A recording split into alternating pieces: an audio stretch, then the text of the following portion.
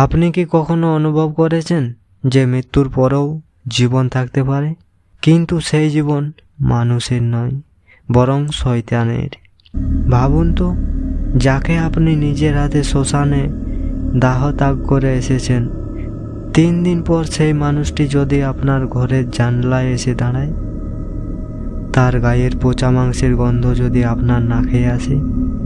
আজ আমি আপনাদের শোনাবো ভারতের ইতিহাসে সবচেয়ে ভয়ঙ্কর এবং চরম সত্য এক কাহিনী। উত্তরপ্রদেশের লখিমপুর খেরির এক জ্যান্ত সমাধির গল্প। এক তান্ত্রিকের নরবলি আর এক মেয়ের ফিরে আসার এমন বীভৎস কাহিনী আপনি আগে কখনো শুনেননি। শেষ পর্যন্ত থাকুন, কারণ এই গল্পের প্রতিটি মুহূর্ত আপনার রক্ত জল করে দেওয়ার জন্য যথেষ্ট। সালটা 1990। জুলাই মাসের এক গুমট অন্ধকার রাত। লখিমপুর খেরির বাঘাউলি গ্রামে জমিদার বীরেন্দ্র প্রতাপের বাড়ি থেকে কান্নার রোল ভেসে আসছে।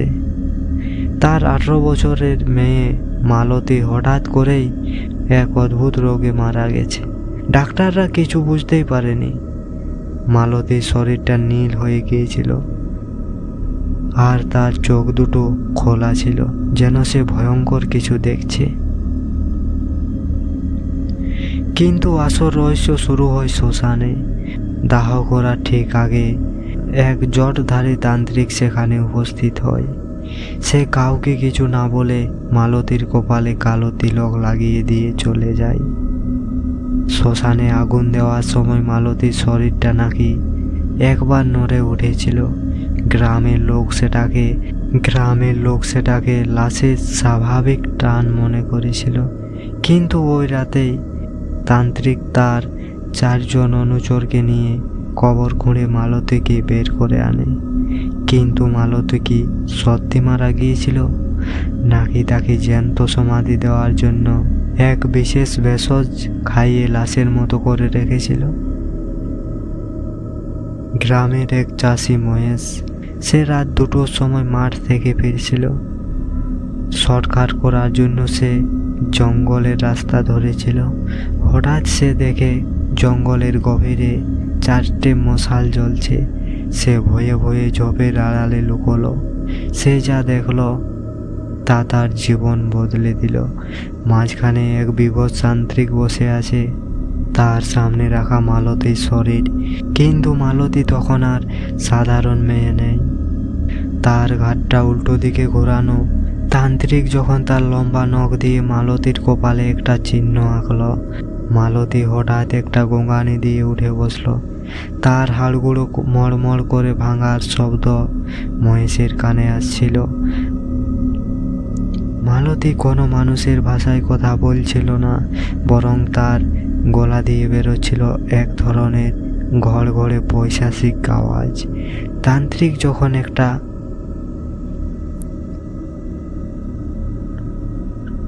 নরক রুটি থেকে রক্ত মালতীর মাথায় ঢালল, তখন মালতী হঠাৎ মহেশের লুকোনো জায়গার দিকে তাকিয়ে একটা বিকট হাসি দিল। তার মুখটা যেন কানের পাশ পর্যন্ত ছিঁড়ে গেল। মহেশ লক্ষ্য করল মালতীর পায়ের পাতাগুলো উল্টে পেছনের দিকে চলে আসছে। মহেশ কোনো মতে সেখান থেকে পালিয়ে আসে, কিন্তু বাড়ি ফেরার পর থেকেই তার সারা শরীর ছোট ছোট গর্ত হতে শুরু করে, যেন তার মাংস ভেতর থেকে পচে যাচ্ছে। 7 দিন পর মহেশ যখন আয়নার সামনে দাঁড়ালো, সে দেখলো তার প্রতিচ্ছবি আয়নায় নেই, বরং আয়নার ভেতর দিয়ে মালতী তার দিকে তাকিয়ে আছে। সেই মালতী যার চোখ দিয়ে তখন রক্ত ঝরছে। পরদিন সকালে মহেশকে পাওয়া গেল সেই জঙ্গলের গর্তের ভেতর। তার দেহে এক ফোঁটা রক্ত অবশিষ্ট ছিল না। ডাক্তাররা পোস্টমর্টম রিপোর্ট করে লিখলেন, তার শরীরের সমস্ত রক্ত কেউ যেন চুষে নিয়েছে। পুলিশ যখন ওই তান্ত্রিকের সন্ধানে বেরোয়, তারা জঙ্গলে শুধু কয়েকটা মানুষের হাড় আর মালতীর গলার হাড় খুঁজে পায়। মালতী বা তান্ত্রিকের কোনো হদিশ মেলেনি, কিন্তু লখিমপুর খেরির মানুষ আজও অমাবস্যার রাতে সেই জঙ্গলের দিক থেকে মালতীর সেই হাড় কাঁপানো হাসির আওয়াজ শুনতে পাই। বন্ধুরা, এই ছিল লখিমপুর খেরির এক চরম সত্য কাহিনী। আপনি কি মনে করেন সেই তান্ত্রিক আজও কোনো জঙ্গলে বসে এমন নরবলি দিচ্ছে? আপনার যদি এমন কোনো সত্য অভিজ্ঞতা থাকে আমাদের লিখে জানান। ভিডিওটি ভালো লাগলে তবে এখনই সাবস্ক্রাইব করে পরিবারের অংশ হয়ে যান। আপনাদের একটি সাবস্ক্রিপশন আমাদের পরবর্তী মেগা এপিসোড বানাতে উৎসাহ দেয়। আজ তবে আসি, দেখা হবে পরের কোনো হাড়হিম করা কাহিনীর সাথে। জীবন্ত কাহিনী।